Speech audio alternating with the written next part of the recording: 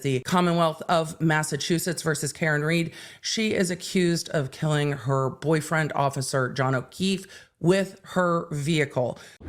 We are, I don't even know how long, an hour into the morning, and we are still on the witness that we started with, which is the lead fire medic, Mr. Flametti.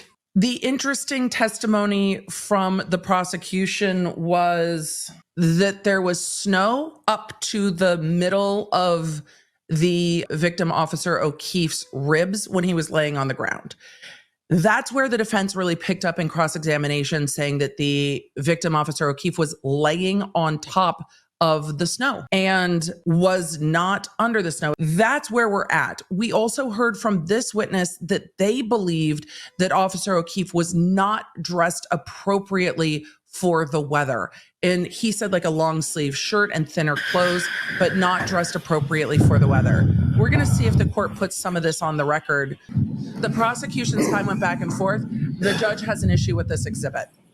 So that's why we are now dealing with it. They also, in the prosecution's case, went through what time things were administered.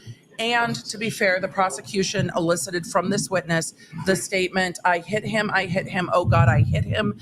And this is another EMS first responder that heard that statement from Karen Reed and said, I was trying to ask, hit him with what? Your fist? Kicked him, what happened? And that conversation was unproductive. There's my summary, as they are now going over this split footage that the judge seems to have an issue with, probably because she hasn't seen it before in this manner. So she wants to watch the whole thing before she allows the jury to see it. We are at the end of day 3 of the Karen Reed trial. The court is a half day today and is back in session tomorrow on Friday. It seems that the court is going to finish the witness that's on the stand tomorrow and then take the jury on a jury view. That will not be streamed and will not be shown. It's real hard to make sure the jurors aren't recorded when they're doing a view at the location at the crime scene. So today we really went through more of the first responder, fire, paramedic witnesses. It seems that the defense is leaning towards some of the fire medics couldn't have heard what Karen Reed said because the doors of the ambulance were already closed. But the prosecution's timing of when people heard things is not super clear, so it's hard to tell. Again, it's the defense's job to instill doubt. One individual, the one who actually spoke with Karen Reed, firefighter Katie McLaughlin, said she heard Karen Reed say to her, I hit him, when asking what the cause of trauma was or what might have happened. And then she said, get Goody down here, the law enforcement officer. And then she was driving the ambulance and went to go deal with that. Firefighter McLaughlin also said she heard another woman saying to Karen Reed, you're hysterical, you need to calm down, and things of that nature. And she felt any further conversation with Karen Reed at that point was not productive because Karen Reed was distraught.